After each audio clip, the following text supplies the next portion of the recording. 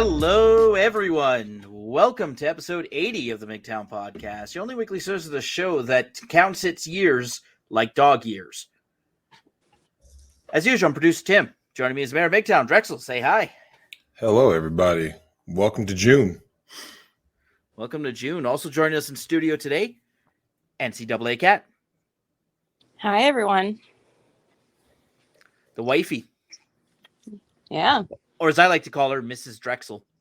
Because I know it gets on her nerves. Drex, I'm the oldest sibling in my family, who I grew up with anyways. You ever have that moment where you're like, I know this bothers you, so it's like mashing a button in a QuickTime event, right? It's like, I'm going to just, I know. My brother kind of did that. My brother would like poke me. That was kind of his thing. Or yeah, he didn't really ear flick. He's more like a poker. But poker or no poker. Yeah, I know, right? Well, in the topic of the day today, though, we have the ultimate poker or no poker situation. And one of the things I think is going to be prevailing about this, covering this, like I said, everyone's been, beating this to death, right? The whole, shout out to everybody in LawTube, Tug, Flash, everybody who covered this, Legal Bites. Beating it to death, really? Yeah, I know, right? Nice pun there. Well, I mean, remember though, this time it actually did happen, right? Unlike certain, MeToo. Yeah, lying assholes. So we're going to go ahead and address some of these things from a different perspective about, like, obviously we'll touch quickly on like the legal part of this, the legal ramifications, then the mental breakdown, right? We're going to go ahead and break that down of, when people start talking about BPD and this and that, from more of a mental side, and then also from an interpersonal side of the relationship, because there's a lot to be learned from this case, because there's a lot of people out there that do this whole thing where they live in denial, they live in delusion, and they'll say stuff like, well, I mean, it's just celebrities, right? I mean, that's not the real world. Bro, there's a lot of girls out here who have dated women. If a girl dated a woman, you don't date her. You see what I'm saying? And there were a lot of warning signs, and Kat and I will get to that, where, at some point you need to, to address these warning signs, identify them, and then you nip that shit in the bud right away. Because how many times have you heard someone say, well, yeah, man, come to think of it, and they list this long list of things that happened. And you're like looking at them like, so that wasn't enough for you to leave? That wasn't enough for you to leave? Do you remember that time at the party when she was crazy? I told Kat about there's a scene in a movie, and anyone who listens to this, I want them to look it up. Type in Alfie, Alfie, right? In the movie Alfie with Jude Law, and then type in uh-oh moment, right? I showed this to Kat. There's a scene in that movie. Jude Law gives a look, right? Because he's the playboy. I will never forget that scene, because when I saw this movie when I was like, I don't know, probably 20, somewhere between like 22 and 25 maybe, right? And when it always stuck out to me, right? It's because he says, yeah, this is the uh-oh moment, right? It's that moment when you see something that you can never unsee. And women have this thing where they do the crazy female cackle, like, ah! And you're like, what the fuck? That is the sign that, yes, this bitch is crazy. And Kat, you and I love talking about the craziness that is one, as Tug says, that a certain Aquaman starlet, right? Mm-hmm. And we'll get right into this. Kat, let's first talk about one of the most prevailing things in this case, which is the narrative. Before, during, and after the trial, what is your take on just the way that the narrative has been spun, the spin doctors on this whole AH versus Depp?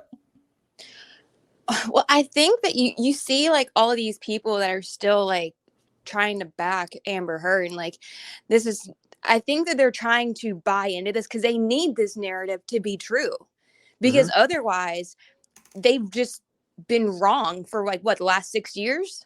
Mm-hmm. And so to almost like protect their own integrity in some weird way, they have to keep pushing it. And then there are other ones that are just so flexible, I guess. They just kind of go with the flow. They're like, oh, the tide's turning, Johnny Depp. Yeah.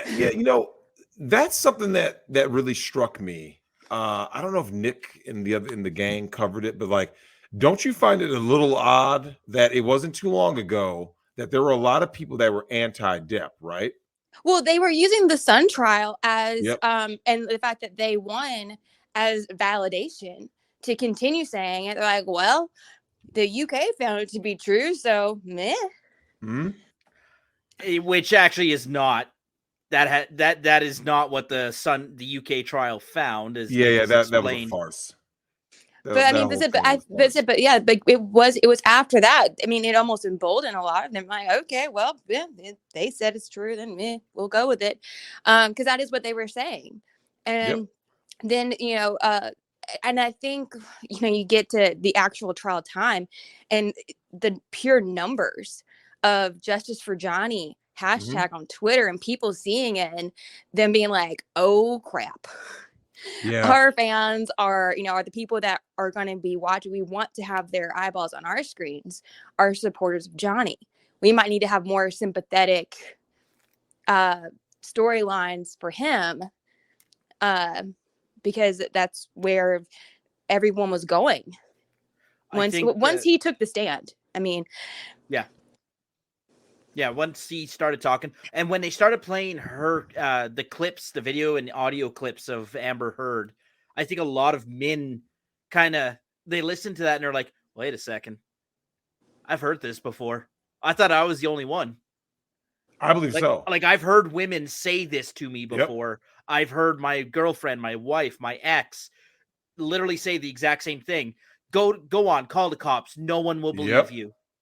Do you know who actually just said that? I was watching a video last week. Coach Greg Adams brought that up. He said, because he's out in Orange County, right? He said, I've heard a lot of these, educated white women pulling that Amber Heard shit. You see what I'm saying? The whole, basically, I'm going to gaslight you. I'm going to do something. And then I'm going to say, yeah, go ahead, call in a condescending tone, right? Mm-hmm. And the reason why that's so important to me is that, Kat, we need to talk about the very topic of victimhood and what that means for men and women and anything in between, because we're real inclusive here. And the thing is, where do you see victimhood and how it is perceived after this trial is now the dust is settled? I think that it definitely opened up a lot more eyeballs to the fact that men can also be victims of domestic abuse, or domestic violence, whatever you want to categorize it as. But I think the whole men too hashtag I thought was really important, because before it was these poor tiny little women. What are they gonna do? They can't go to the cops. This powerful man. It's just, I think it's more bullshit. I mean, you realize how many people had Amber's back for so long and that they did believe her. I mean, heck, you have to take into account that at least probably some of her legal team believed her, because otherwise they're just banking on MeToo still being relevant to win. So I think it opened up a lot of eyeballs and to something that maybe they were ignoring before. Well, and as a lawyer too, especially if when you represent your client, you don't ask, okay, well, did you do it? Right? Because that it creates a bias in the lawyer's mind. You can't properly argue for or against either way if the person's like, yeah, I actually did the crime. That doesn't affect, that shouldn't affect how you do your argument, right? So I think, I mean, of course, Amber Heard's legal team deserves honorable mention in the loser awards or the shit awards of this trial. Because they were terrible. Here's the thing. People say they were terrible. And, we'll get into their strategy and things like that later. But people got to be a little fair on this one. In Amber's case, though, in terms of her lawyers. Imagine representing her and she tells you a story. You just said it, though, Tim. The person doesn't say, yeah, I did it. You see what I'm saying? They go like this. Oh, yeah, this is what happened. And this is what happened. And this is what happened. And you're thinking okay, so this is going to be our strategy. You're devising a strategy around your client's narrative. You see what I'm saying? Yeah. If take it from a guy who's been to family court. If I could have walked into my lawyer and told my lawyer something that never happened, right? Yeah, man, that guy kicked out of the house, and then they pulled out a gun on me, and I could just say any crazy thing, right? And he goes like this, oh my God, we're going to use this as trial. Then you show up in court, and they're like, and he's gonna look at you like he or she's gonna be like, dude, none of this shit happened. Like, Yeah. now your lawyer looks like a buffoon because you lied because you gave him a false narrative. Because victimhood, and the reason why victimhood is so important is, Kat, you and I have talked about this when it comes to how marriage is further collapsing. Once women added a new form of abuse to the lexicon, which is the sexual abuse, right, within a marriage, because how do you prove that or disprove it, right? Kat, what do you think about that? Where someone goes like this, okay, so Kat, person A and person B is married, right? And they're having sex within the marriage. And then like once the marriage dissolves, it becomes, oh, I was being sexually abused. It's like, wait a minute now. Like, what? I mean, how do you prove or disprove that? What do you think about that power dynamic in terms of like it's one-sided? Do you believe that? I don't know if it's one-sided. I definitely know what you're talking about. It's one of those things that's kind of similar to the whole Johnny Depp Amber Heard thing, where it's he said, she said. Because at the time, she's either asking for, like, she's not saying no, but then later on she's like, well, no, I didn't want to do it. It's like, well, but did you say no? It's kind of the same thing with the whole rape, because me and you had this discussion one morning, and I was trying to figure out, I'm like, well, but like you can't really get rid of it. And I was like, actually, no, like this is a terrible thing, because there really is no way to prove or disprove it. Like, because you can't go get a rape kit, like, or you can, I guess, but like, what if you ask for it rough? What if you get choked or slapped? Yep. Yeah, so no, Tim, that happened to Trevor. Is Trevor or Travis Bauer, the one who got yeeted off of Major League Baseball for 2 years now? Yeah. What do? A girl tells you, yeah, baby, I like it rough. Choke me, slap me, spank me, and the guy goes, okay, yeah, we consented to that. Remember, he can show documents, right? He can say this. Hey, here's the text. DMs. Gian Gameshi. We talked about him before. Remember? Because Tim, what do you do when you have the DMs? Johnny had receipts. Bauer had receipts. A lot of dudes out here have the receipts. And when they show up to court going, hold on. First of all, they're shocked they have to go to court. And then when they get there, they're like this. Well, hey, man, look, I got receipts, so you guys can't say I did nothing. This was all consensual. And then like, see, she retracted consent, or she was coerced into that. See, this is why victimhood and power dynamics is so important to talk about, not just in this case, but in general. Because, Kat, you know this. If a guy were to say, okay, let's say there's a guy out there, and shout out to Becca the Ass Wrecker, and he wants to get pegged, right? Let's just say that's his kink. So the guy gets pegged. Could you imagine if women started getting drug into court by basically the guy being like, oh, she took advantage of me? You see what I'm saying? It's like, and then the woman's gonna be like, he asked me to peg him, and he's like, no, but I didn't tell you to do it that hard. I told you to stop. It's like, but no, you didn't. Like, you see how like flipped that gets when you can ruin a power dynamic. And like I said, because the social contract is broken, it's like there's this domino effect, right? And Kat, we look at this situation with these two, and there are other factors that go into, the he said, she said. But let me ask you this. What do you think about what happens when, quote unquote, experts are brought in to now decipher the he said, she said? It's kind of like, I guess, anything. Like, you use the experts that are most favorable to you. Like, Amber's experts were terrible, but they were probably the only ones that looked at her, everything, were like, yeah, you pay me enough money, I'll say whatever you want.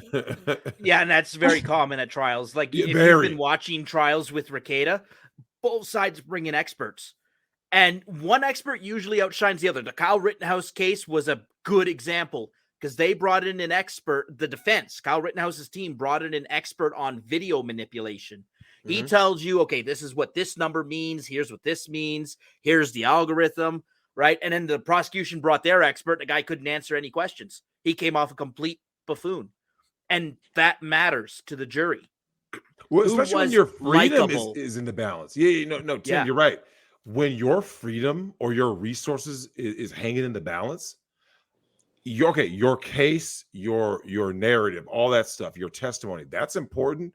But you're right. those witnesses, right? When it comes to witnesses or your experts that you bring in on your team, they damn well better get it right. Because if the jury, for those of you who don't know, there was a report that said jury members were falling asleep on Amber's testimony and stuff, right? Like, I mean, they were doing like Zoom calls and stuff like, so all of this stuff plays in because, like, Kat, let me ask you, when it comes to these experts, what do you think? Like, let's just say you're a jury member, right? If you're a jury member, what would make you say yay or nay based on who the defendant or the other side brings in? Well, I think there's definitely has to be like a general likability. I mean, sometimes you can just like, you see people and it's like, no, they seem like a nice or cool or chill person. Then you see other people and you're like, oh, you're a Karen, aren't you? And then you hear them talk and it's like, yeah, you're a Karen. But I think that definitely plays in. I also think like when you don't complete your own forms to code, we'll say, but you're saying that the other expert, did everything incorrectly. And it's just like, but you didn't do it right either.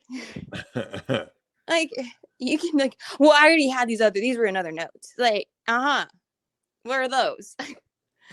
Something about rocks in a glass house, Cat? But it's also like, Johnny Depp's therapist chick, the mommy muffins. Well, she was attractive too. That counts. But the thing is, she didn't have to really refer to her notes. She was prepared. Whereas, Dr. Karen was like just combative on the stand. It seemed like it was like, so I just have to look down, then I can look up and answer. It's like, why don't you just know some of this? Like, didn't you look at any of this before you showed up today? Oh yeah, and witnesses go through extensive preparation. Like you wonder why lawyer fees get up to the hundreds of thousands of dollars. Yep. It's because you only see a sliver of the work they do in court, because before court they spent 4 hours going through the witnesses. Okay, when I ask this, you say this. Yep. Right? Don't talk about this thing. Don't even mention this well, you thing. get coached. You get like, so everyone is coached in court what to wear. And Kat, we have to discuss this. We have discussed the very nature of manipulation, deception, and appearance. Our girl Amber, her attire and demeanor was something else in court. Would you agree? Yeah. First off, I think she's had too much Botox to be able to even she was a little puffy. Feign any type of like emotion. Mm-hmm. I mean, other than crazy, I guess. But no, she like, I don't like. Why are you wearing all these like really masculine clothes? Yeah, she looked like Hillary Clinton at one point. Yeah, that was a bad choice. Like I said, I don't know who had that idea. Sometimes you can look at somebody and be like, oh, I'm sure this person gave me the idea. But like with her, I'm like, who gave you this idea? This was a smart thing to do. But even the elaborate hairstyles, it's like, just wear your hair in a slick ponytail and call it a day. Especially when you consider where you are. Like you're in Virginia, right? You want to appeal to the people. Like if you were in Hollywood, if you were doing trial in a place like Hollywood, you would dress and act a little differently. But when you're in a place like Virginia, you need to know the demographics. And this is something that lawyers will talk to you about. Like, yo, man, you come in there with a certain attitude, with a certain jury, you could wind up getting the wrong verdict. So it's like, you need to, if you notice, Johnny came off as, like I said, I was a huge critic of his day one testimony because I thought he was terrible. He was the worst I've ever seen anybody in the history of court on that day one. He was awful. He was mumbling. He was taking forever to get his point across. But from what I heard, he improved massively after that. But it's like, you always want to come across as relatable, because here's the thing: you can even be angry in court, right? You can be angry, like you can display emotion. The people who are right there in the courtroom, especially the jury, have to be able to look at you and go, I understand. Like, do you guys remember that there's that movie Time to Kill, right, with Samuel L. Jackson? People, the audience could get into his head and be like, we see why he's enraged. His daughter was raped. You see what I'm saying? Like an audience can understand that. Like I said, the jury can understand that. Now, in this case, though, Kat, we have to discuss something that you and I have talked about extensively. No, hold on. Before we go on, I want to say this. When it comes to appearances, did you not notice that after like day 2 or 3, Johnny Depp started wearing his hair pulled back so the jury could see his face? I did notice that. Yeah. Like because that is where he was selling people with his emotion. But when he was doodling, his hair's down, blocking it from the jury. So they started wearing it back. So they could see his live reaction to some of the testimonies of like, wait, what did she say? Yep. What did the, cuckoo machu psychiatrist say? Oh man. So some of that rogues gallery they brought up. But we have to discuss what's it like to go into the mind of a narcissist, right? Someone who's actually batshit crazy. The Jodi Ariases of the world, Casey Anthony's of the world, and now we can add Amber Heard of the world, right? I mean, batshit crazy. Like I said, because Tim hit the nail on the head. When you listen to these audio recordings, a lot of guys, and this includes myself, I can literally listen to that audio and like put myself, because I've been in those scenarios. I've been in scenarios where I wanted to leave, right? Look, get out of the way. I'm trying to leave. And you've heard this. I'm sure, Kat, you've heard this. There are women out there who won't let the guy leave, right? No. He's like, look, he's like, move out of the freaking way. Yeah, stand on the door leave. frame and be like, no, we're gonna go another round. Yeah, we're gonna talk about that. He's like, look, I want to leave. This is against the law. And women know that they can abuse these laws because like, oh, the system favors me. I can block you, false imprisonment. I can say whatever. Tim, I don't know if you remember that video of the woman who was in bed and she didn't know there was a camera in the bedroom, and she was in the bed hitting herself. Do you remember that video? It went viral.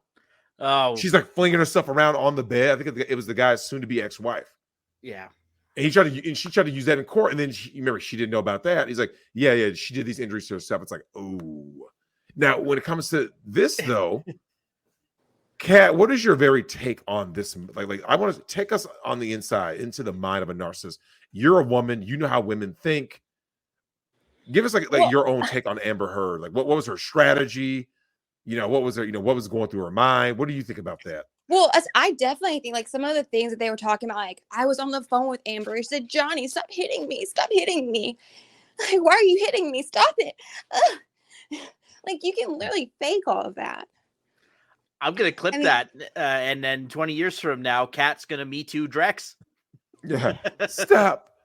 You're hurting me. You guys saw that in that movie Get Out when at the end of the movie, she just flips and she could just stone cold face, but yet have her vocal inflection as panicked, scared, concerned, and then like cold. Like, yeah, that's the thing. That's actually an important thing, Drex, because, we've said that women don't really wear emotion, right? But they're good at faking emotion. Yep.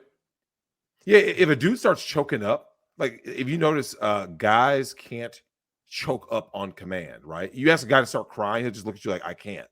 Yeah, like give me something to put in my eye. Like, a guy can't just cry. In fairness, Amber can't either. I know. Yeah, she didn't get a single tear out. Now, but that actually goes into this topic though. Kat, you're talking about a person that I believe is truly subhuman, and the inability to even forge a single tear when you claim that you went through something so traumatic. It was the worst thing in the world. Yet you can't muster one tear. What is your take on that in Amber's mind? First off, it doesn't sell me on her to hire her for an acting role. Wow. Like, women are cruel, Drex. But no, it's like, well, I don't, because I do think there is a level of, you do have to, this was 6 years ago, you do have to disconnect sometimes. That's like really the whole purpose of therapy is to work through an actual issue to get to the point where it's not crippling anymore. However, when you're asked to give specific details and you're going in depth, you would think that you would recall some of those feelings and you would at least crack a little. But there was no cracking. But there was no cracking there. Like the vocal inflections were there for an emotional breakdown, but the stuff you see on the face of actual pain, like you just didn't see it with her. I mean, she was like, I think it looked like she was trying to remember what she told her lawyers. like more than she was like Ooh. trying to recall an event. You know what I mean? Mhm. That's what it came across to me as. Cat, you're savage. Yes.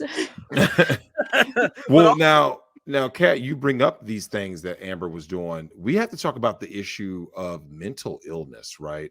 You know, Johnny talked about his mother and his treatment by his mother.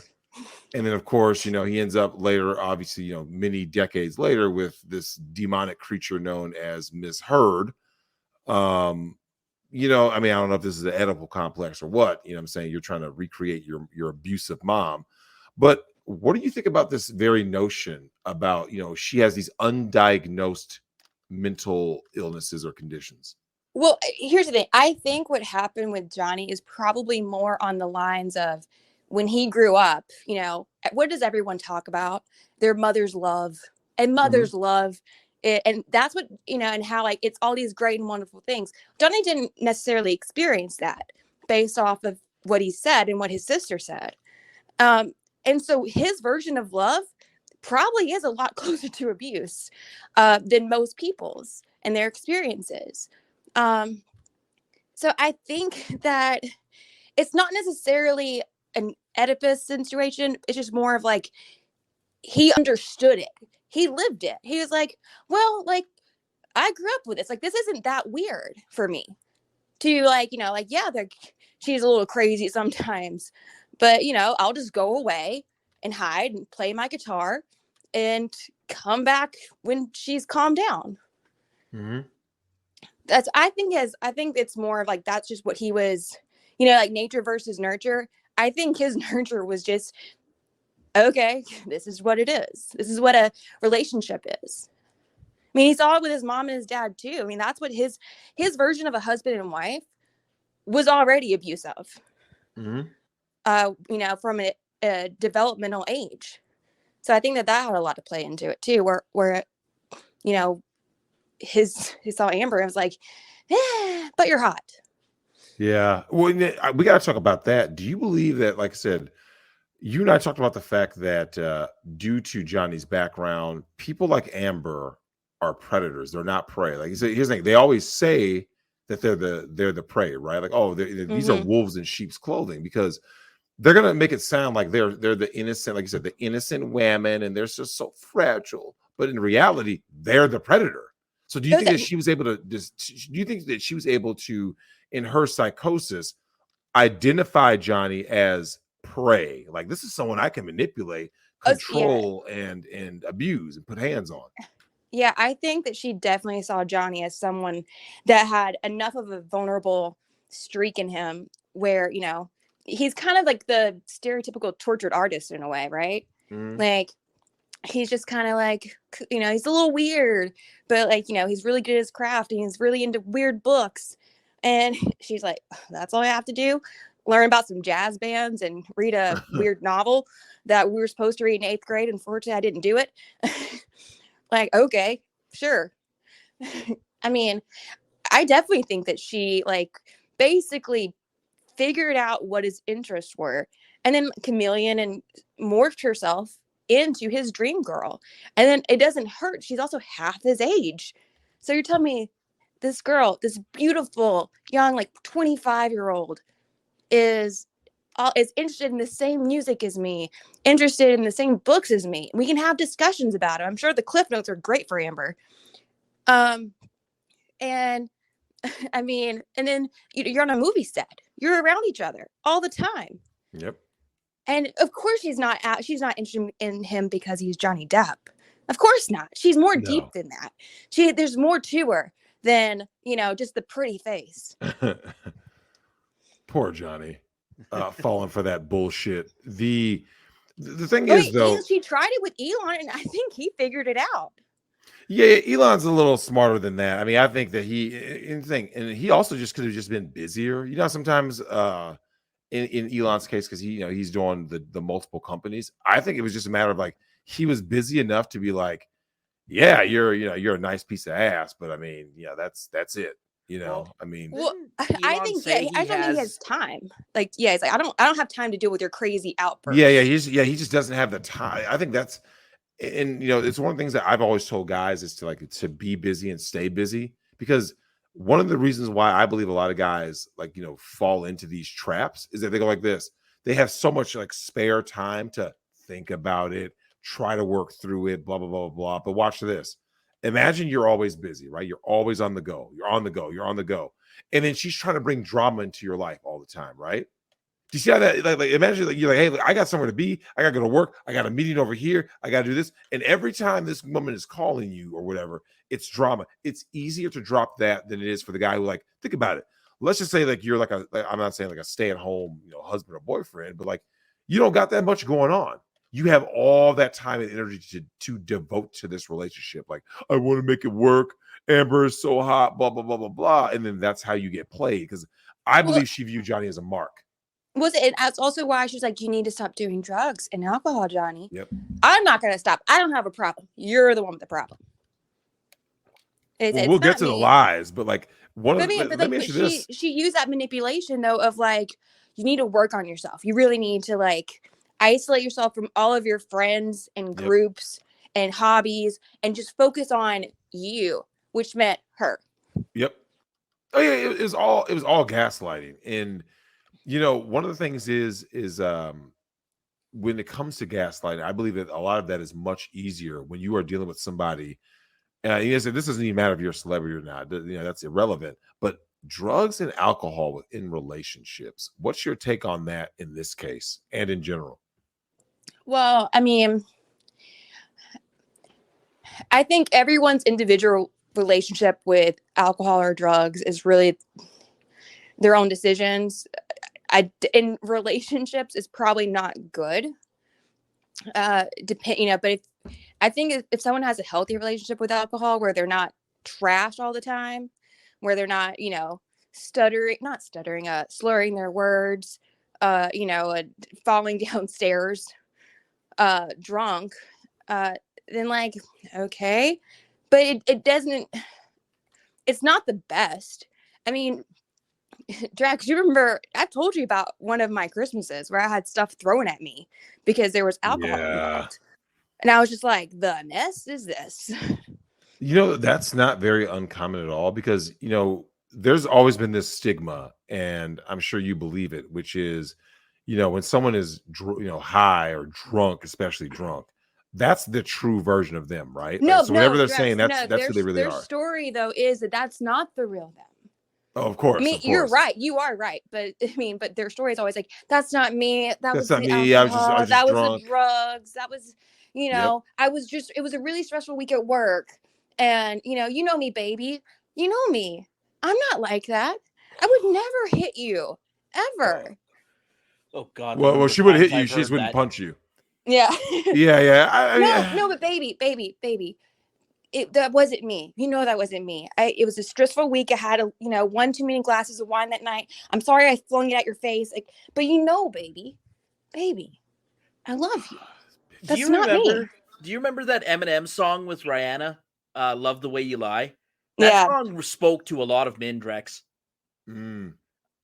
Especially a lot of men who do have drug or alcohol issues. That's a very profound story that he says in that song, and it's a story that a lot of people can relate to. They can think of an ex that's like, oh, we were crazy, man. We had crazy times together, and then it just, eventually that house of cards falls over. Well, I think there needs to be. Oh, go ahead. Oh, so I do think that's a problem with some of the alcohol and drug stuff, especially in the Johnny Depp situation, is that the highs are so high. Yep. And you don't really think about the lows and how low that is, which is, where you get into the physical abuse by Amber, the emotional, mental abuse, that she knows she can do without lifting a finger. She could crush him. Mm-hmm. I mean, it's unfortunate that you let a woman get that much power over you, but I mean, that's Drex, the fastest way to get yourself stepped on is not Soylent. It's actually cocaine. Yeah, right. We make fun of soy boys all the time, but you know what? I'd rather do soy than hard drugs like meth, heroin. True. Yeah, well, absolutely. Well, in this case, it's something that throughout my life I realized, looking back, is that like there needs to be a much less emphasis on the wild, crazy times, right? All the good times. We need to emphasize that a lot less, because I think, I remember, Anne Marie had that song "One Thing," right? It's that one thing you did back in the early 2000s, and you start really thinking about it when someone says, "But Cat, Johnny and Amber went to this, this red carpet event, or they went on this trip, and they went on a yacht party. It was so great."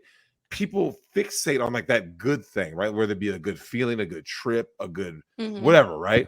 And then it's like they ignore like the 500 bad things. It's like, man, this chick is crazy, bro. She's always arguing with you. She's combative. She's very masculine. It's like, no, but do you remember this one thing? It's like, yeah, and I also think that the people put a lot more emphasis on like the certain trips. Like, of course, the trip was great. You planned it. You were doing stuff the entire time. Where did you want to get back? Did you want to be around them, or did you want to like to be as far away from them as humanly possible? Like, of course, like you're gonna have great times, but like on some random Saturday, do you want to be sitting on the couch with them watching like serial killer series? While your hands are being held down. Yeah. Right? I mean, like, that's the thing. I don't think that people also like put it in perspective, because when were they really just together and not arguing? Like, I mean, they couldn't have been that many times. Well, look at the totality of that marriage. Was it 15 months, right? Well, first of all, like I said, one of the things that bothers me is the fact that this guy paid $7 million for a 15-month relationship. He paid more than that, because yeah. Well, in terms of, what was the wine bill and everything else? I think he had to pay for the taxes too on the $7 million. Oh, that breaks my heart. I mean, so it was a lot more, but yeah, I mean, but that's how much. But Drex, me and you talked about this too. There are things, they say money can't buy you happiness. Tell that to any divorced guy. Yeah, sometimes it can. Oh, it can. You can wipe your hands clean of somebody. Yeah.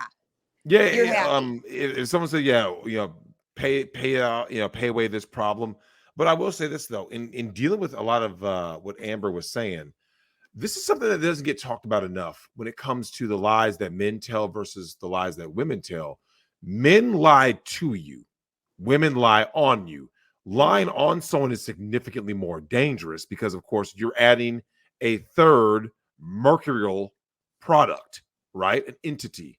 So if someone goes, well, Drexel, give me an example. A guy can go up to a woman and lie and say, like, oh, you're the only one I love, blah, blah, blah. But he can say things to like try to woo her, or, say, whether it's try to get in her pants or whatever, right? Or try to gain some form of favor. Guys can lie about that. That's why, you hear women stung by like, a cheating boyfriend or something. It's like, okay, yeah, look, the fact that your boyfriend is cheating, that does suck. I'm not trying to diminish that. But when someone goes, well, Drex, what's so much worse than that? It's like, hold on now. When someone lies on you, see, now this is and we're not talking about like penis size here. Yeah. No. Like when women are lying on you, it's gonna be like this. Tim, do you remember that story of the girl who lied? Was it her brother or somebody? And she said the old guy on that bus tried to grape her. Do you remember that story? And the simp yeeted the old dude, right? And then come to find out, a murder charge. Here's the thing. She lied on the old guy. You see what I'm saying? Like that old guy who tried to help the girl fix her tire, right? He pulls over, fixes the tire, later on gets MeToo, right? You're starting to see, you notice women want to include who? Who is it that women want to include in their lies, their deception? It's the government. It's another beta male. It's going to be social media, right? To destroy your whether it's destroy your legacy, your credibility, your integrity. It's always going to be a third party. So the reason why this is important is because, Kat, you and I talked about this. If all of these allegations were so damn true, how come none of the peripheral people in both of their lives really had anything to say, right? Because like you said, if you pay for a security detail and Johnny is just Macho Man Randy Savage elbow dropping on her, right? Then somebody would have like stopped it. Drex, in the court, the one of them was like, did you ever see Johnny use cocaine? He's like, no, he knows I could lose my license. I'm sure he did cocaine, but he never did it in front of me because of that reason. You don't think the same guy that could lose his license because he saw Johnny Depp do cocaine would not also be in trouble and lose his license if he saw like domestic abuse right in front of him and didn't report it? Yeah, didn't that's report a crime. It's a crime. Like, It's or even literally a I don't crime. think if there was a hint of violence, against from Johnny to Amber, I don't know. I think he still would have been like, guys, what's going on here? So the fact that guy testifies like, no, Johnny would never do cocaine in front of me. I know he did it. I mean, I'm sure he did. But, I had my suspicions, but. What was that one gatekeeper guy that under cross-examination, Vasquez, what's her name? Vasquez was like, so you didn't actually see this. And the guy's like, no, but I objection hearsay. Like that was the totality of Amber Heard's witnesses is, well, I didn't actually see anything, but I heard about it. Oh, is it that dude that like was like, if I had been there, like, well, and that that Drew, reminds you've me, done. That Drew guy. Yeah, that reminds me, Drex, of one of the witnesses in Vic Mignogna's case. The guy who ran the convention, and Monica claimed that he knocked on the door and saw her crying, and then he came out and said, "No, I didn't see that." And then she changed her story and said, "Well, no, he couldn't see me because I was hiding my face from him." Yeah, of course. Out of shame. Yeah, but it's like anytime you're asked to produce receipts, and all these people are like, "Well, no, I didn't see anything." You start thinking, okay, someone would have saw something. Well, and you know if what? It was that many years. Do you know what though? The other thing is, if someone did see something, and I'm talking about her friends, her witnesses, if they actually saw something or saw like even the remnants of it, they are terrible friends for not trying to get her out of there. Right. Like, who are you associating? Well, obviously, they didn't want anything to do with her because it didn't last. Their friendships lasted as long as their marriage. Of course. But, I mean, you have awful friends. Your sister's terrible for not trying to be like, because it's not like Johnny never left. It's not like he had her on like literally a leash and was like, you have to go where I go. He's like, I would prefer you as my wife to be where I'm at. But like, he would go off. She would go off. Like, she could have gotten away. And if someone actually cared about her in any capacity, you would think they'd be like, Amber, we're actually really worried about you and we think you need to go. Like, but no one ever did that. And no one testified to that either. Well, I mean, it's funny that you said that no one testified to it, because one of the things that you and I talked about when it comes to these types of issues, right, where someone's saying person X did Y, right? Okay, like Tim said, right? These people failed to produce receipts. And so the problem with this is that, like, if all your argument is going to be is hearsay, like if someone goes, and the next witness is, and then you roll someone out there like this, okay, but what did you actually see? Do you remember the doctor was basically saying, what Amber told me is the gospel, right? Believe all women. Because Tim, you remember the Karen doctor, right? The psychiatrist chick. She's literally sitting there being like, yeah, well, Amber told me this. Well, hold on. Could you imagine? Hearsay. Yeah. That's why Camille was just kind of looking like, are you serious? Like, a man could lose his freedom and his money, right? Based on hearsay. I heard this. Well, hey, Tim, do you know that Drex busted my nose one trip? He punched me so hard. I fell to the ground, my nose busted. It was, Tim, you don't know how bad it was. I couldn't get the bleeding to stop. And, all I could do was try to get away from him. And, Kat, like, you're on the Migtown podcast, and I'm sure you had it coming. no, like, first off, that's all false. But, I mean, I can say whatever. Like, and if I know I'm saying to someone that's going to testify for me, that's like, hey, this is what their job is. Their job is to mentally go into your mind and make sure that you're not crazy.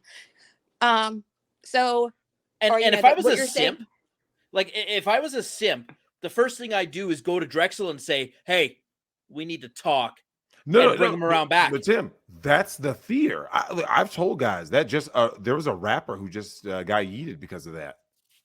Yeah. I think he's an Atlanta-based rapper. I forgot his name, but I posted in the Discord. This dude got yeeted by a beta simp who was mad that he was with his ex-girlfriend. Like, dude, why do you care? Oh, that was like a Maddox thing. Yeah, dude, it's real though, because when people, saying we talk about this philosophy and how it can help men, and that's why they say like, never go to her house, right? Because you go to these women's houses or apartments and you're thinking, oh yeah, everything's cool, right? She said that she's single. That's how the Christy Mack War Machine situation happened, right? She sends War Machine the DMs allegedly. War Machine shows up. She's already getting clapped by another dude. That's how that guy got injured. You see what I'm saying? Similar to the Johnny Depp thing. You can't be putting people in a position where they're basically saying, like I said, they're simping for you, saying, "Yep, Johnny definitely did this, Cat. I know he did." And then you go, "Well, were you there?" No, but she told me. Wait a minute, like because what is it? The guy, this, Tim. The guy's not allowed to do that, right? The guy's not allowed to say, "Yeah, hearsay." So like I said, believe all men, right? Like there is no hashtag for believe all men, because if a guy gets in courtroom and everything he says, they're gonna go like this. She says you raped her. Prove it. Prove that you didn't. He's like, well, I mean, I told my psychiatrist I didn't do it. They're not gonna be like, oh, okay. Yeah, you definitely didn't. Amber Heard lost a case that she had every advantage in. Every advantage. Literally every advantage. Because Johnny Depp is a straight white male and he's rich. Drex, how much sympathy does a super rich Hollywood celebrity like Johnny Depp get from just normal people? Yeah. Right? Leave all of the abuse stuff aside. Was it the whole point of even the lawsuit in itself is that the last 6 years have been her trashing him, saying that he's this awful, terrible abuser. And so you go in kind of being like, I mean, well, like, that's what they say. Like, I actually talked to a family friend that 100% believed Amber Heard. And because I was like, wait, because the case hadn't started yet, but I was talking to her. I was like, yeah, I'm really excited to watch. I think it's going to be interesting to see, all the different evidence, we didn't really get in the UK trial. And she was like, oh, no, she's like, Allie, there are medical records. Like, she went to the ER. And I'm like, well, where are those in this? Where are those? Because she was like convinced, like, no, there are pictures of her hair being pulled out. There's ER visits, all these different things. I'm like, but you know what I find funny? Unless I just missed it. I didn't see any of that brought up outside of the hair, which, And that one picture that they showed, she faked. Yeah, the doctored pics. Like, that's the thing too. You make a mistake like that and your entire case is out the window, right? Because Drex, if oh God, I've heard this happen before with the victims of like child raping or grooming, right? Where the parents will sometimes they'll change events or timelines, or they'll plant something, especially if the abuser was known to the family. Right? They'll plant evidence in his house and then call the cops and say, oh, he's abusing my kid. And that is the worst mistake you can make as a parent, because when they catch you on that, falsifying that one piece of evidence, the rest of the case could be bulletproof. It all falls apart. It's a poison well kind of theory. And the reason why that's such a thing is because as a jury member, right, when you get caught in a like I said, a major lie, like not like a slip up or something, a major one, like a foundation for the case, you're looking at this person like, hold up, what else are you? And then especially if you get caught like in another one, because there's like everyone has like a threshold, right, of like how much, like how many lies they're willing to take from somebody. But once you exceed that threshold, the person's like, okay, now I believe everything that you're saying is a lie. You see what I'm saying? Like everything you say. That's actually why the law has a protection against character assassinations when you're in court. You can't actually go up on the stand and say, well, this guy's a bad person because one time he hit a dog with his car, even though he called the person and apologized, took responsibility, but he still hit the dog with his car. Yep. You actually can't do that in court. That's not allowed. And that's for very good reason, because someone would look at that and say, Well, I mean, if he hit a dog, he must have hit the woman too. Yeah. Well, to be fair though, that's why I'm glad they didn't. I'm actually glad they didn't bring up Amber's former relationship where she was putting hands on the woman allegedly. They did. And wait, they allowed that? I thought they didn't allow that. No, they did. Well, they didn't bring it up specifically, but they got the cop that reported it to testify that Amber was detained for being physically abusive to another female.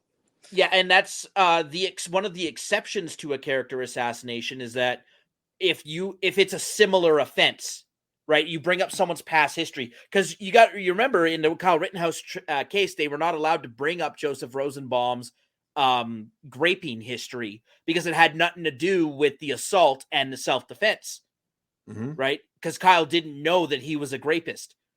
I think that's why they were excited when Kate Moss got brought up, was because she introduced Johnny Depp's past relationship, so it opened her up to bring up hers. Yeah, and when you're trying to show a pattern of something, so the central theme was that no, she was the one who abused me, and here's a history of her abusing people. You can do that. That's allowed. Yep. The other exception is if you bring it as your own defense. When you go up on the stand, say, Drex, am I the kind of person who would do that sort of thing? The other lawyer starts smiling. He's like, all right, open road. Because now you've broke the ice. It's like playing hearts, right? You can't break the suit.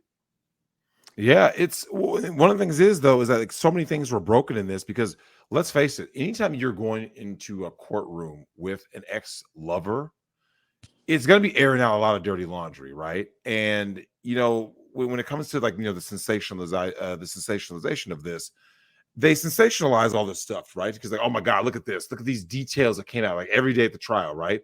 This happened, that happened. Now there's something that needs to be said about this. Kat, you and I have talked about this. I think you said there was someone on Nick's show. I think her name was like Megan Fox or something. But the topic of and Nick has said this numerous times, right? Shout out to my man Nick Ricada, that all of these trials should be public, right? They should be, cameras rolling, because you and I both know these judges and all the fuck shit would not exist, right? Because remember, if the people, the public can see what's going on inside of courtrooms, right? And I think you said that Megan chick said, especially in the family courtroom, she's like, yeah, they will go after you for trying to like record anything because they don't want people to know the truth of how demonic it is. So it's like this trial, unlike the UK one where we didn't see, people got to see it laid bare, because from what I heard, Amber's team is the one that didn't want this trial to be televised. That's correct. I wonder why, right? Because she knew. What happens when you start playing that audio of the cackle? The cackle, because they're going like this. Hold on. You said you were fleeing Johnny, right? And I was fleeing him. Well, here we have the audio. You're coming at him. He's trying to leave. No, it's not even. It's like, baby, why are you always running away? Why are you always leaving? Why are you always trying to leave our arguments? Why? We need to fight this out. We need to handle it. It's like, well, obviously, like he wasn't, like he was trying to get away from you, you crazy person. Because you're crazy. You're legitimately like you're Gone Girl level crazy, right? Oh gosh, yeah. And though when it comes down to that legal strategy, right? What do you think about the legal strategy between Team Heard and then Team Depp? Well, I think that Depp was just it was just more clean. Like they were kind of just poking holes in her narrative. I mean, and you have these also like great characters like Isaac Baruch. He was great. The psychologist or whatever that they had, Mommy Muffins or whatever. Yeah. You have these likable characters and a narrative that's also consistent. And these other people, they're like, yeah, no, we never saw it. Like, I don't even like the dude, but no. And you had these, you have and Amber's stuff, it kept getting bigger and bigger and bigger. And I think the worst thing for their strategy was honestly the countersuit, but that came from Amber. But like that was a terrible, because like she should have just fought that. and been like, see, I'm not after his money. I just want the truth to be out. Like, Mhm. if she had just kind of adjusted her ego, I would say, because it's so inflated, a molecule, she probably actually could have walked out with either a wash or not 10 million, owing 10 million or whatever it is. I don't think she has it in her. And well, I will say this though. Earlier, you talked about a family member who was pro her, right?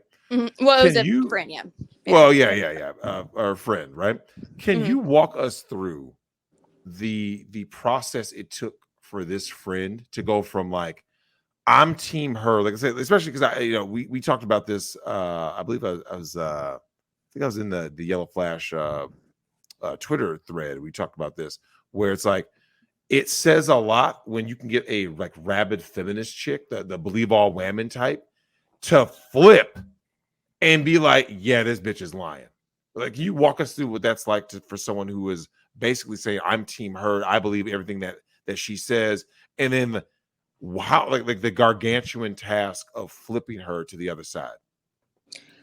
I honestly think it was the description of some of the things. It's like, how are you alive or not like permanently marred in some way, shape, or form by these acts? I mean, because like if it happened, oh my God, you're lucky to be alive, let alone have terrible Botox. The bottle. I mean, hell, she Yeah, had I so many mean, things. the foot, I mean, the slashes on her feet. I'm Yep. like, how are you even able to walk? I mean, oh my God, that would be painful. I mean, a broken nose. Oof. Like, Mhm. you're an actress. I went to an ear, nose, and throat doctor though. No, you're going to a cosmetic surgeon to set that. You're not going to an ear, nose, and throat doctor. Uh, So like I think it was just like everything she said was like, none of this makes sense. Like, if I were in the situation and I were this rich Hollywood starlet, up and coming, I got Aquaman, Warner Brothers, woohoo. There's nothing. And I couldn't get away from him. Well, don't forget about the cream and all these other things. Oh, Like, that was the dumbest thing on the planet. I've actually used that because I got a black eye when I graduated college from a champagne bottle popping up and hitting my eye. And I had a job oof, interview 3 days later. So I oof. actually did use that cream.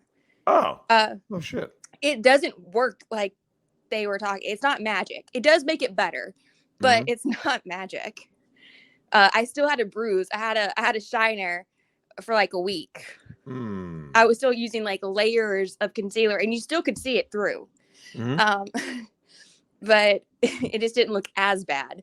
Well, let me ask you this. Okay, earlier Tim mentioned that when guys were like listening to some of these recordings, that was like the guy being like, dude, I've been there. Like, I've been in these shoes. Or someone I know has been in these shoes. I Are Amber's lies women's version of that? Like, you're lying because I well, know that cream, or I I know that this didn't happen.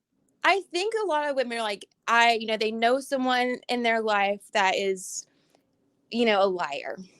Like, I remember I was in high school, there was this chick, she was a pathological liar. And for like 1 month, she told the truth. And I was like, you know what? I actually don't hate you because you're Mhm. not lying to my face anymore. And then she kind of fell back into her old patterns. And I was like, yeah, okay, I don't like you anymore. Like, you just know these people, like, they're just pathological liars. Mhm. She had UTI infection from drinking sodas, not from being a whore. How's that That's not why possible? she had them. It's like, honey, I've heard your list. I'm pretty sure it's from the other stuff. Damn. But I think it's the lack of like, well, wouldn't you go to a doctor? Like, wouldn't you like they were like, if she had these medical records, why would they be hidden from the court? Why would they not even, like, for the sake of public opinion, be released? Of like, redact the important stuff where, it's personal information, but just like, no, these are Amber's records. See her name at the top, see what they, treated her for. That's what he did to her. Because she lost in the court of public opinion. Yeah, Like, well before the verdict. and She I do lost. think that women are better at like looking at, like her face and like the way she was contorting to try to feign any type of pain from remembering. It's like, the honey, that's everyone, everyone's had like a younger sibling at some point where, Mhm. it's like, ow, mom, so and so hit me.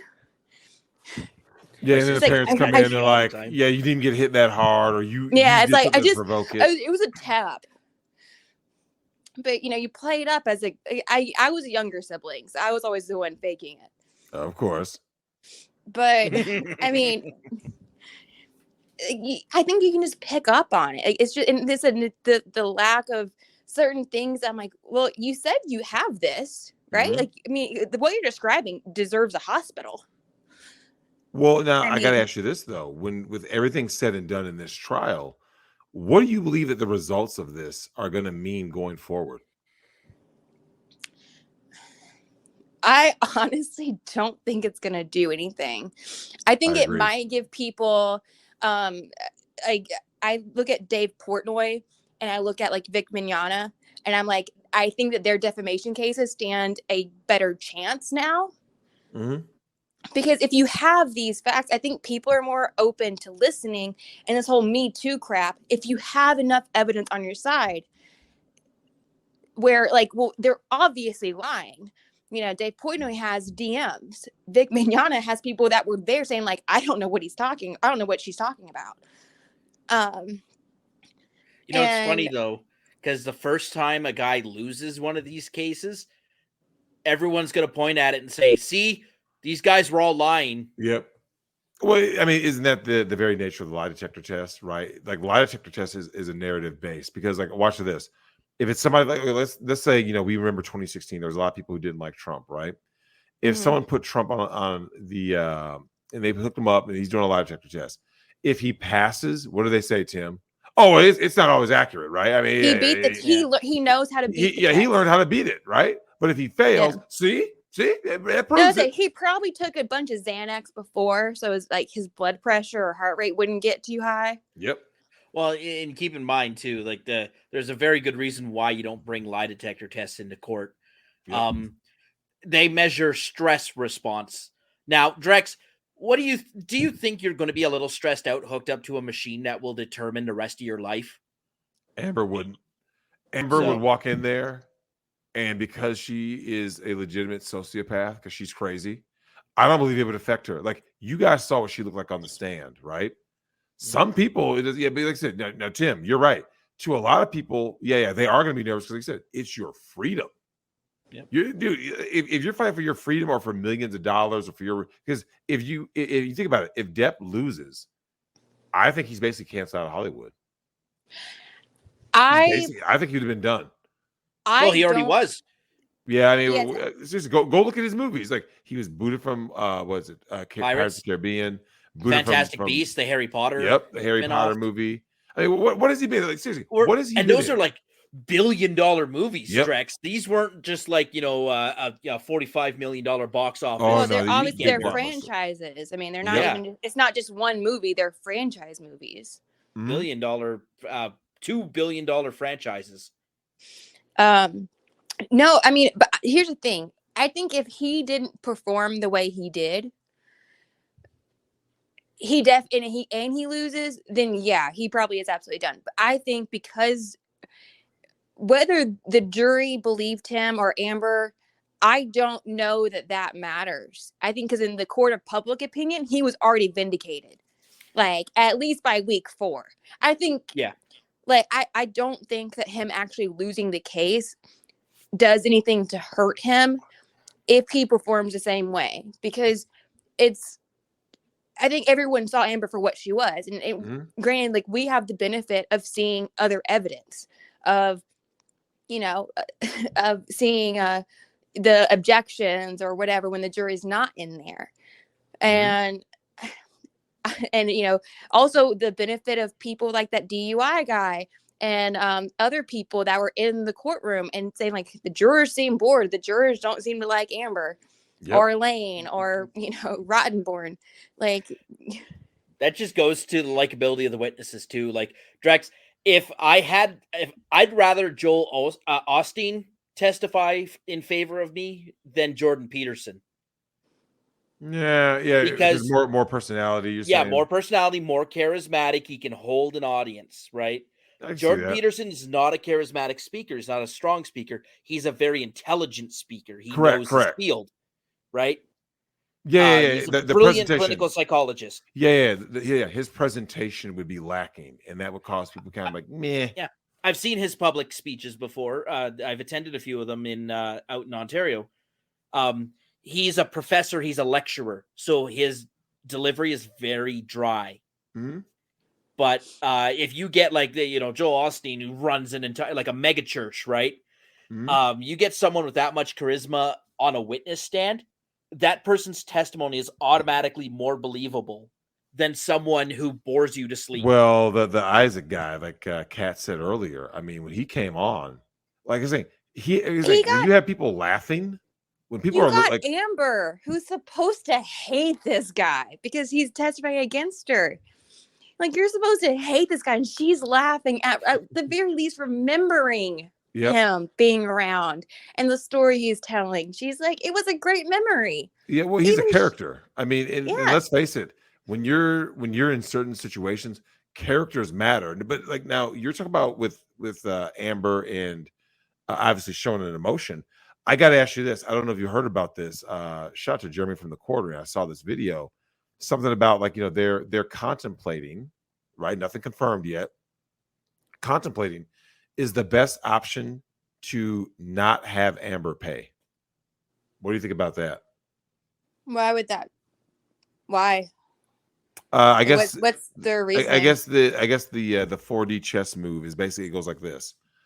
You can come off as being even more sympathetic if you're Johnny. If you say, no, I don't even want the money. I just want my reputation back. I'll take that money and do whatever, right? But like, I don't know. I say fuck her, but no. He basically saying she can't countersue. So if you take this away, you say, hey, here's the deal. Because I wouldn't trust her because she would just go and do something else, and it's like double jeopardy, right? You can't re-sue her for the same thing. Knowing her, she'd come up with something. But Cat wants the pound of flesh, right? You remember the story, the Shakespeare story, Shylock the Jew, right? Cat wants the pound of flesh. Well, here's the thing. I don't think it's really that important that Johnny attempts to collect on everything. I think it's very important that it doesn't go away, though. It's like, no, this is not okay to do to somebody. You can't just go around and lie about somebody to the point where it ruins their career and their future endeavors to even have a life. It's the whole, you can't do that. And I think that, okay, yeah, sure, you don't have to necessarily maybe pursue it aggressively, but fuck her. She wanted him dead. Yeah. I've said that. I'd be like, I would go to the fences. But then again, if he does decide just to wipe his hands clean of her and be like, I never want to hear your name mentioned again, then, that's his choice. It's totally understandable. You and I talked the other night about the karmic forces in terms of like what's going to happen with their kids, because so in one hand, Depp was living under this dark cloud, right? Mm-hmm. And how these allegations affect your relationship with your children, especially in his case, daughters, right? Mm-hmm. But now let's fast forward a few years with Heard losing, and then like I said, if he decides to be petty and just say, no, I'm going to come after everything you've got till you pay me my $10 million back, right? Mm-hmm. You've got Amber is literally in the other scenario, which is newborn baby. Tim, you know how merciless they can be, kids, right? I do feel bad for the kids, and both for Amber and Johnny, because Johnny's kids had to sit there for the last 6 years and hear that their father was this terrible monster of a man. And, probably even be asked, did he hit you too? Yep. Was he abusive to you? Because if he's abusive to her, he must be abusive all around. I mean, they have to have been asked that question. That has to hurt you as a kid, because whether you were or weren't, it's like just the idea of like, well, I know this man. I don't think he ever hit me, but for Amber's kid, her kid, as ruined as it already is by being half of her, doesn't deserve what it's going to be in for. Yeah, what's coming is going to be brutal. Yeah, and Which is, it's it's just like that's being like not. the It son is of an not fair OnlyFans to girl. her child that they're going to be told that their mother's a liar, their mother's a whore, their mother's a money, Their mother's on OnlyFans grabber. paying that $10 million. I mean, but this is a. I will say I do feel bad for Amber's baby whenever it gets a little bit older and it can understand, what happened and why people are so against their mom, because Well, it's not the child's sin. And is Amber a single mother now, or is she? She's with that girl, right? Oh yeah. Oh, yeah. I think Drex, she with that kid has a better chance of surviving the Casey Anthony orphanage. Right? Yeah, it's I don't like the way this is gonna go. But I do feel bad for the kid because the kid has not done anything wrong. The kid has no involvement in this, but they're going to be essentially bullied. The same, but in fairness, the same way Johnny's kids are probably bullied. Yep. By these accusations from other people that don't know, and they're not going to know because they weren't a part of it. Mm-hmm. Now, Drex, imagine if someone like Johnny went through all of this but wasn't super rich, wasn't a No. I was multi-millionaire. going to say that because one of the reasons why I asked Kat about what do the results mean going forward. One of the byproducts of this, even though everyone's saying, "Oh yeah, this is a huge win for men," I'm thinking to myself, "No, it's not. How many guys have the resources to fight a case this long?" Yeah, can you afford to hire Camille Vasquez? Yeah. If you can, for any guy out there who says, "I got the money to hire Johnny Depp's legal team to work on my case for X amount of time," by all means do it. Because, I mean, let's face it, Tim, your average Joe, you get hit with whatever case, especially in a divorce. I mean, you're probably broken from that, right? Like the amount of money you're going to spend in a divorce, you're already broke. Well, and it's not even just that, though. It's also the fact that you have, these people. I mean, that's why people are doing GoFundMe's for these lawsuits, because people don't have Dave Portnoy money where they can go after someone like Business Insider. Mm-hmm. It's but they also can't continue earning money because they were canceled. Yeah. Like Vic Johnny Mignogna needed it. He needed the GoFundMe. Yes, but Johnny Depp was really only able to do this because he sold off several properties, right? Mm-hmm. Yep. I mean, because he wasn't getting work. Nope. That's sad when you think about it. Just, I want people to understand that, just the very idea that someone can literally say a few words, a few sentences, and you're done, you're canceled, you're removed from society. Yeah, and you're worse than garbage. Oh, of course. Now, earlier, you were talking about Dave Portnoy, right? Mm-hmm. And that case is very similar to this one for a variety of reasons. But it's I got to ask you this, where do you see MeToo going after all of this? I don't know. I think it's already lost a lot of its luster and glitter, if you will. It's not a sparkly, shiny new thing that people are like, "Oh yeah, we've been oppressed for years." I think people are starting to realize, especially when you see people like Amber, Mattress Girl, all these other people were, me and you talked about this the other day. How many legitimate cases have we seen where the person wasn't lying? And yeah, Tim, I don't know if you know this. Deshaun Watson got hit with another one. One. Yeah, two. No, we two. got two. Oh, it's two. Jesus Christ. What is he at 24 now, 24. Right? Yeah, 24. Here's the thing, though. Here's the thing. Now, you know this. The public, this is why, like I said, I get nervous about the public, because a lot of people, and this rhetoric, right? They'll go like this. Well, one of them has to be true, right? Because, there can't be that many girls who came forward. A lot of people think that way. They think that if 10 girls Me Too you, right? They're like, oh, he had to have done it. It's no, this person's literally just trying to capitalize, right? So yeah, I'm just wondering, why now? I think that's the problem with the Me Too thing, is that I think people have kind of caught on to the idea that a lot of women are using this for victim credits and their 5 minutes of fame. Oh, Because let's face it, after Amber Heard or Johnny Depp was going to leave Amber Heard, what was she going to have? Because she didn't have Johnny in her corner anymore to fight for her to get on, on roles like Aquaman. Like no one was going to hire her for her acting skills. That's for sure. Yeah. What? And she was aging. She was 30, right? Like, yeah. I mean, she's it's 36 now. I mean, it's amazing how fast it goes because you're not hiring me for my acting, and you're not going to be hiring me for my looks in a couple of years.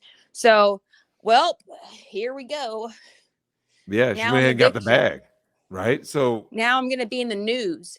I'm going to be a representative for abuse victims and so when I do a movie, I'm also going to be doing the stuff at Congress. I'm going to be speaking in these other things that's going to really support women, even though I also like to hit them too. Yeah, right. Now, let me ask you this though.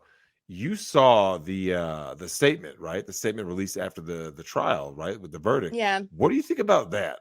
About Amber Heard's, it's such a loss for women. I will say this much: by Amber Heard losing, I honestly feel like women and actual victims are more empowered than ever, and she can eat a bag of dicks. And in fact, I almost hope that they're shoved down her throat. Damn. But no, I don't think this was a setback for women. I think this was a setback for her. Yeah, definitely. That's all she cares. In fairness, as a narcissist, that's all she cares about. Yeah. I mean, that attention fix.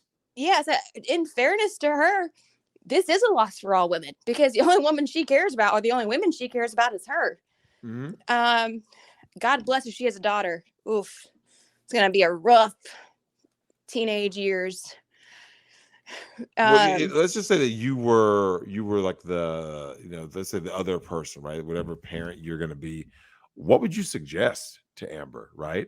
In terms of raising the kid?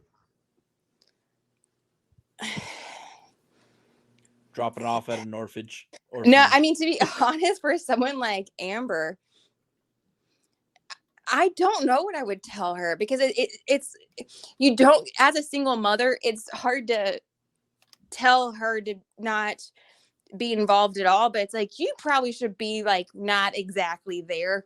There needs to be like another maternal figure that they can look to. Like if you find a man, the stepmom should really step in and be the mom. You can still be around, it is your kid. Just you should have very little to do with them in the best way possible. Well, I gotta say this though. You and I talked about, we were talking about the Portnoy case earlier and Aziz and all that. I don't know if you know this, Tim. Have you ever actually sat down and started writing down all the names of guys who got Me Too, and then ask yourself this simple question: how many of them was it proven guilty? Actually, it's funny. I was listening to a podcast on my way over here, and they went through a big long list of names of 20 people, and all famous celebrities, right? Sports. Zero of them have been proven guilty. Yeah, it was okay. I started writing them down, right? I look at it like this. Okay, Aziz. What's the Talking Dead guy? Chris Hardwick. They made you Norm Macdonald. Bill Murray just got it. Matt Lauer. Who'd you say? Matt Lauer. Yeah. Jesus. Didn't they also do Bob Dylan? Yeah, Bob Dylan got Me Too. Was it 60 years later? 50, 60 years? It's just like, oh, these broads. And I mean, we can name the ones who were found guilty, right? Although the Bill Cosby one's kind of weird because that was always weird. I mean, he was released. I truly believe on a technicality. I believe the issue with Bill Cosby was similar to like the Wolf of Wall Street, which is everyone's out there doing crazy stuff, right? So if you took any of those guys in, they'd be like, well, I don't have the stuff I used to have, right? I got rid of the lemons, right? The Quaaludes and all that stuff. So if the guy got rid of it, where's he going to get it, right? Yeah. So, but then of course, Harvey Weinstein, Roman Polanski. Yep. Right? Like those are the guys Kevin Spacey. There's only a few where you can say like this. Like, do you notice? And Kat and I have talked about this. It never seems to be a fight like a smoking gun, right? Like, yeah, I caught him. It's usually hearsay. Yeah. You know? And that's the most Well, the prevailing only thing. difference is with Harvey Weinstein, they actually got him on a recording. The only problem is they couldn't admit it into evidence because it was illegally procured. Wait, what was the evidence they had on Harvey? I saw It him was with this. It was with this. like I a don't know. woman. It was this chick that the LAPD mic'd her up and got basically. She left, called the police because he was asking her to do stuff and she didn't want to, whatever. And for whatever reason, she got up with the police and they mic'd her up, but they didn't get a warrant or something like that. They didn't do the process correctly, and so they couldn't introduce it into evidence. Even though they got him like on recording saying like really weird and terrible stuff. Now they still convicted him. So Yeah. there was other evidence that was able to convict him. Yeah. Well, that shit's wild. Well, no, Kat, let me ask you this though. With all these cases, like I said, the Desert Washington with Mike Tyson case, Aziz, there's so many guys out there who have been through this. I think it was Jeffrey Rush, someone said in our comment section. Well, me and you've talked about the one I bring up all the time is the one from Florida State, the quarterback. Yeah, James Winston. Yeah, I mean, I'm just like, because that's what I'm like, you know what? I actually don't know. Like, well, that's what most of these kinds of cases devolve into, because the coddling by the mainstream media, right? That women can do no wrong. You're kind of, this is what you're left with, right? Yeah. You're almost cheering. You're cheering for a particular outcome because it's like, well, we need that W so badly because we never get one. I mean, for me, I was just wanting the truth. I mean, whether the truth, because I said this, I was talking to a family member, and I was like, even if everything Amber Heard said was the truth, she didn't sell me on it. Yeah, like, her delivery on the stand was terrible. There's nothing about what she said that made me believe a single word. So if she, going off of the idea that all of these terrible things actually did happen to her, which would be awful and I would feel terrible for her, you didn't convince me though. You didn't bring anything to the table, not even just your own testimony, your expert testimony, your witness testimony. There's no one and nothing that you brought that told me that you were absolutely telling the truth and that Johnny was this terrible monster of a man. Oh, of course. Well, let me ask you this. What do you think about, like you said just now, he's claiming that he's something. What do you think about that? The fact that like only one side gets to basically say the person's abusing. I mean, that's stupid. You know what I mean? Like, because here's the thing, because you and I both know when it comes to the punishment portion of the legal system, it's always going to be weighted so heavily in the women's favor. And it's like, oh, listen, you know that if this has been reversed, done. The rewards would have been like 50 million. Like if Johnny had been absolutely trashed on the stand, like Amber, faking and been like, she did all these things to me. Oh yeah, it's. Oh, God, I mean, if she actually probably could have gotten the 50 million. If Johnny Depp had been a woman and Amber Heard had been a guy, Johnny Depp or female Ginny Depp would have gotten, the 50 million easy. I agree. Let me ask you this: what do you think about the settlement amount? I don't know. They still gave her, was it $2 million, right? They handed her $2 million. Do you believe that was just to basically pacify any chance of appeal? I think that was. I think I agree with like Nick and them. I think that was like a settlement between the jury of like, well, we gotta give her something. We'll just give her Aquaman salary. Yeah, they threw her a bone. Yeah, it's like, okay, we won't like completely screw you over. Here's $2 million. You're still owing this much because they didn't. I don't guess that they knew about the cap. I don't think so. No, they didn't. Yeah. So I'm assuming that they thought like, okay, well, like he'll still get 13 million. I mean, and I think that may have been partly because of the divorce settlement on top of like the taxes and other stuff. And it was like, we're just going to give him his money back. And like, okay, well, we have to give her something. Ugh. Yeah, okay. Right? Well, we'll let her keep her Aquaman salary. She has a kid Oh. after all. Yeah. You so sweet. All right, Drex, we're coming up on an hour and a half. There was an article I wanted to bring in what's that? I'm sure you'd get a kick out of. But do we have any unfinished? I just want to ask Kat the simplest question. What do you think should be the new punishment going forward to both the false accuser and then like the person who actually does do it when they conduct an investigation that was as thorough as this? Well, I definitely think that the punishment should be whatever the other person would have gotten. Mm-hmm.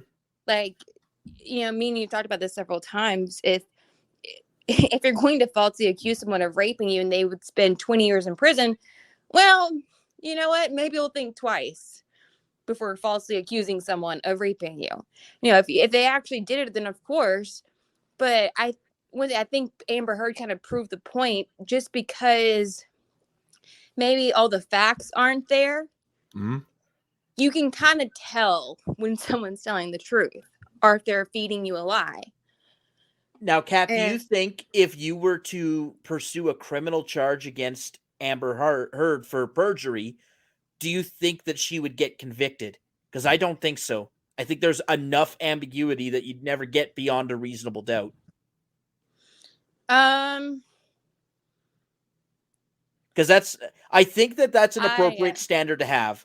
Right? If you lose the court case, that doesn't automatically mean it was a false accusation. You just couldn't prove it. Correct. Yeah, I don't know. I've honestly not really given that like a ton of thought. I just find it more hilarious that she's been charged with perjury in other countries. But I haven't really given it much thought because I don't really care. I think that she's already had her little balloon popped. Yeah. Well, my point being then is that she would not, like, this case could not convict her of the false accusation. That would be my assertion. Yeah. So Mattress Girl, where you could prove that she was lying. Well, the Duke she gets the 20 years. But then the Duke. Yeah, I mean, I think if you're going to lie, I think that that's not really perjury, and it is perjury, but it's more of. Filing the false police report. Yeah, it's like, no, you just can't lie on someone and then expect no consequence. Because at the very least, if even if it's not jail time, which there should be financial. I agree. I mean, there should be something that equates to whatever. Because it's like the whole even like the Nicholas Sandman kid. Like, how is he really going to get a job unless he becomes like a right-wing news person? No one's going to hire him. Mm-hmm. Like, I don't think he needs to worry about that. Yeah, for the right. rest of his life. But that's why they sued. And that's people like Johnny. Honestly, going after Amber Heard for anything else at this point, I think is pointless because she's already in the negative. Yeah. Not only that, Kat. Speaking of Nicholas Sandman, so we know that Johnny Depp lost the Sun News lawsuit in the UK. Mm-hmm. It is really difficult to successfully sue a news company. Mm-hmm. Yeah, very difficult. The fact that Nicholas Sandman, he didn't get a judgment. They settled, right? They settled. Yeah, they settled because CNN's lawyer looked at this and said, "Yo, we're fucked if this goes to trial." Well, the judge could give us like 50 million, 70 million. That they knew the falsity and they didn't make or they had a reckless disregard. Yeah. Right? So that's why they settled, because it was like, if we go into discovery, there's a lot of stuff there that we don't really want to. You're right. Yeah. Open up a whole can the high bar of suing a media company is it's the gold standard of getting a W. Right. Mm-hmm. That's why we hold Nicholas Sandman to such a high regard. He's almost a pariah in the world because he went up against CNN, Washington Post, MSNBC, New York Times, and he won. And I think that's the thing that with Johnny Depp and his win here, I think that it's not only a win for Johnny, but I think it's a win for people to be like, okay, if we televise, if all of these stuff is out there and everyone can see, I think, at the very least, whether you win in court or not, may not matter anymore, because you might be able to win in the court of public opinion. People can get the information out there. People can be like, hey, hold on, that suspect, You know, also the benefit of LawTube. They have the knowledge, and there's also people like that umbrella guy that's bringing in information that he's just been collecting for the last however many years. And he got a mention in the trial too. He also got a shout out on the Ben Shapiro show today. Oh, really? Oh, wow. Yeah, because they were doing the case coverage, right? And they made a passing reference to the umbrella guy. Nice. So shout out to Doug.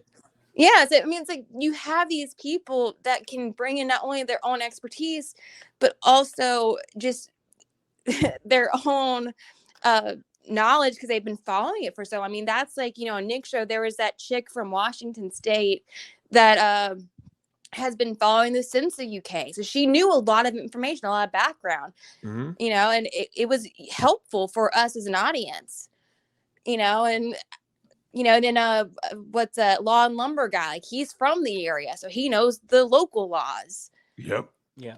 Well, and the laws do matter because legally you have to protect yourself, mentally you have to protect yourself, and then on a personal level, right? Vetting properly to check yourself. But Tim, you said you had an article now. What was that? Yeah. Just one final comment on the LawTube stuff. Like I said this when we were celebrating Nick's 300K, but Nick Rekieta shows people what they have seen with their eyes and affirms it, right? When you watch the evidence, when you look at everything that came out in the trial, but then you turn on the TV and they say, well, no, disregard that. Amber Heard's a victim. And here's why. Yeah, because white supremacy and sexism and misogyny. It's like, no, Nick tells you what you saw, what you heard is real. That sounds like mansplaining to me. Mansplaining. I'm kidding. But that is why Nick has found this success, because people have realized that they've been lied to by media, and they can go to Nick and get the truth. And he's a funny guy. It's not just Nick. There are several other people out there, I'm sure. But yes, but LawTube in general. But especially Nick is the first one that we all know. Yeah. He wasn't the first one to do it, but he is one of the first ones to do it. So shout out to Maddox for making Nick Rekieta's career. I know, right? Yeah, Nick always said he did it as a joke. So this article I wanted to show you guys. I'll share my screen.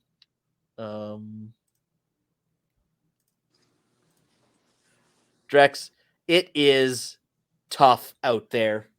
The economy is hitting OnlyFans models and sex workers. I'm working harder than ever, Drex. Look at the picture they use here, too. Yeah, just... I have to wonder, though, how it does for the feet models. All the money's drying up. So this woman, Allie Ray, a 38-year-old Massachusetts woman who left her $84,000 a year nursing job to pull in $200,000 a month. But how long? During the pandemic, so 2 years. So here's the thing, though. How do you think the money was distributed, right? When people earn all that money and they're like, oh no, I got this, right? Because I'm going to keep on getting it, and then womp. It's like people who win the lottery. Her income fell 25% in recent weeks. Other performers say they've lost half their money, and now she's one of the top earners. And so she says, my traffic's been down a lot. I'm working harder than I ever been. Of course she has. Look at that picture. Yeah, dude.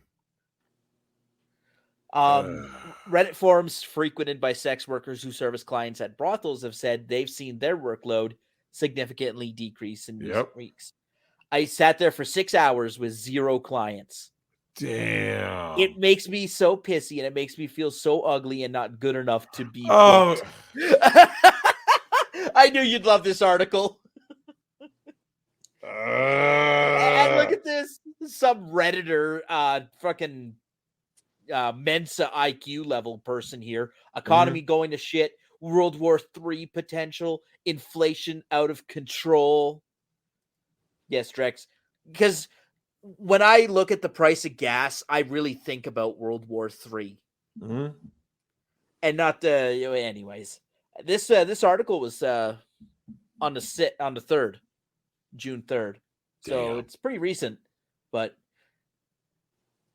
yeah, Drex, I can barely afford to feed my family and put food on the table and make my mortgage payments. I'm about to lose my house and my business. But Drex, the OnlyFans models, they're the Yeah. real victims. What a shit show, man. In fairness, my they are job, the victims of their own life choices. Right? My job requires me to get in my truck and drive for 6 to 8 hours a day. And the price of gas has doubled in 2 years. But But Tim, no, it's you're the not sex workers that are suffering. Tim, you're not taking into account though the cost of the dildo that they're shoving up their ass. Yeah. Yeah, I guess the price of plastic has gone up too. I'm just saying, I understand where you're coming from, and I'm not disagreeing, but I don't think you're necessarily factoring their cost in, because that butt is gonna need all the hemorrhoid cream on the planet. Drex, has the price of Baldos gone up at all? No, last I checked, it was the same little promo. Still think. Are you still gonna drive on up north and use that? Yeah, the Baldo must be used. Well, I actually injured myself again. That's why you see me grimacing in pain. I ended up tweaking. I tweaked my fucking rhomboid. My daughter was, dude. It's how you have a back Miss Columbia injury. got her hands on you again, didn't she? Yes. Well, it kills me because every motion I'm doing hurts. You know, you mess up your back, and like I said, your rhomboid right there attached to your back. It's just like every motion feels off, and it's like, yeah, I need to go and get like a damn massage again or something. Yeah, get the number of Deshaun Watson's. Oh yeah, parlor. oh Jesus. Apparently, they do good work. Oh, fuck. I feel for that guy. Imagine that, Nick.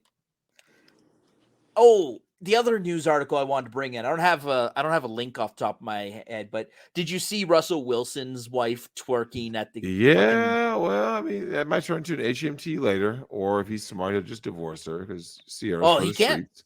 He can't, because how much money? He's a franchise NFL quarterback, Drex. How much money is he going to have to pay? No, he just left the Seahawks. Yeah, well, he still got paid. If He's still getting paid.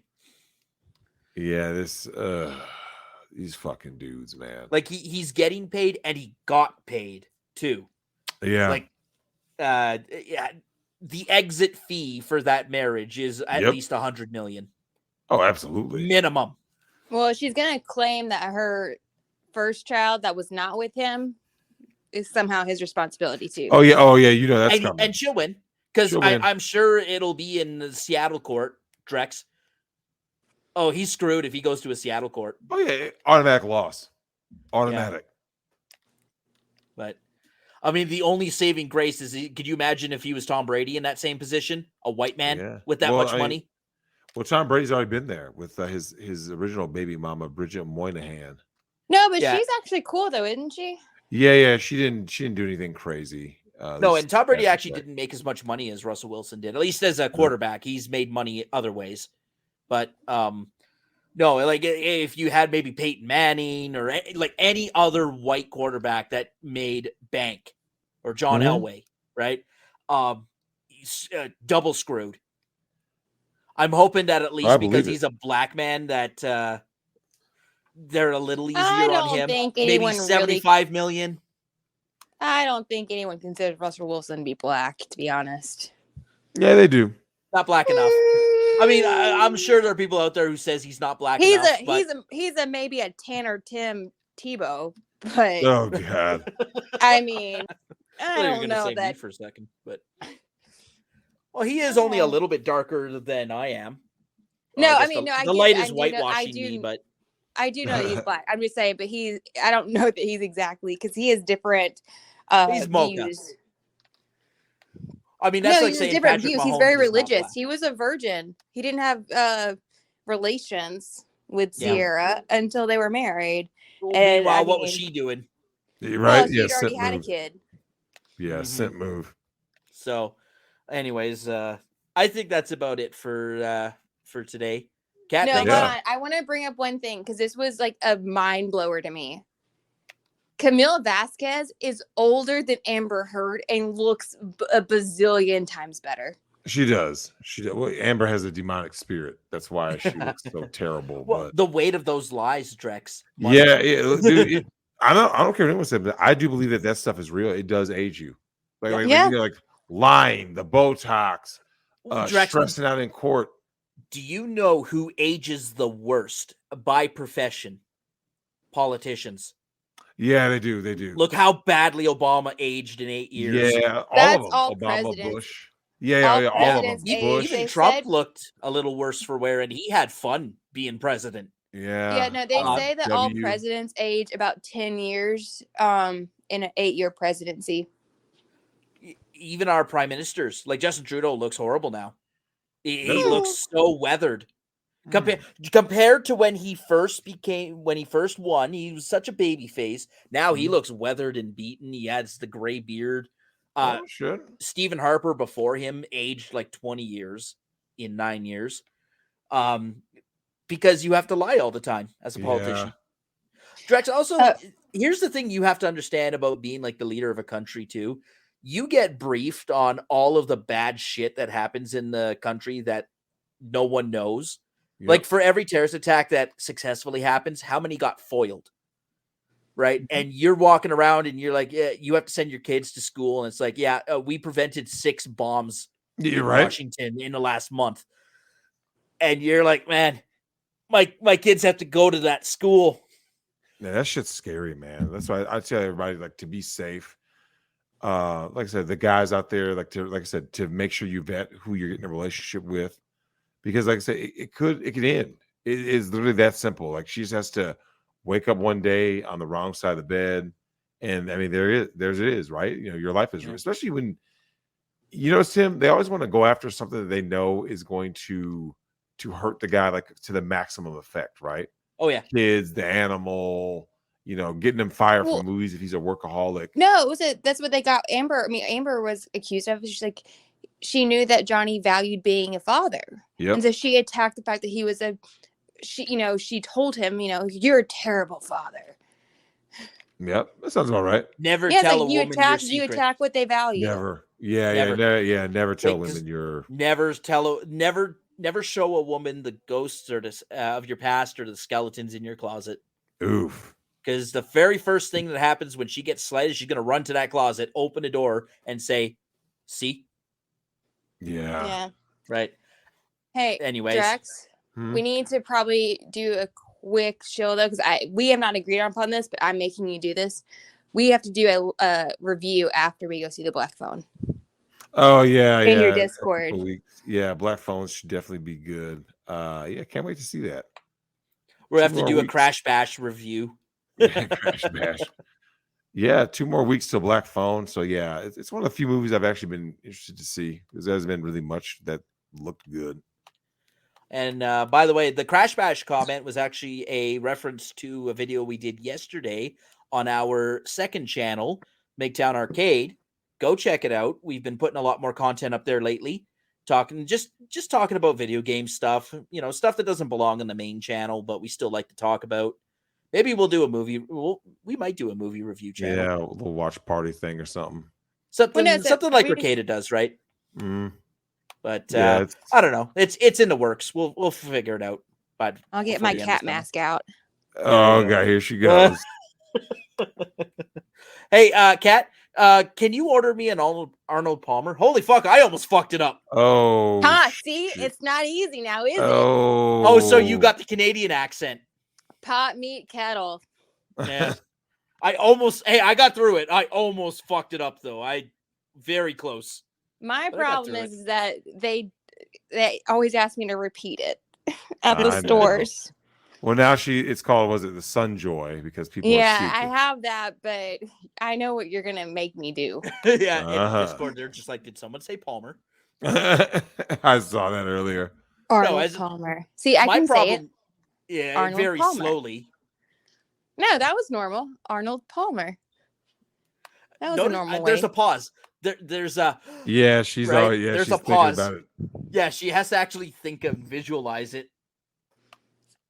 I mean, the problem is with my French background, I tend to roll R's, especially if I'm talking fast, and I talk very fast. I have to slow myself down when I'm on this podcast. But anyways, that's enough about that. Everyone grab your Arnold Palmers and Oh wait, hold on. enjoy your Do week. you want to tease what we have in planning? Oh yeah, well, I mean, I'll let them know within the little thing. The next hoorah, big shenanigans coming down the pike. It'll be a surprise to everybody, but it'll be awesome. We got some guests to hop in and join us for that, but that is all we got for this one, man. We just wanted to break down this thing, and I mean, once again, don't stick your dick in crazy, please. Please vet whoever you're going to be with, so you don't wind up getting your finger chopped off or a shit in the bed or anything else that's crazy. So be careful out there, everybody. Until next week, everyone, stay frosty. Stay toxic, kings.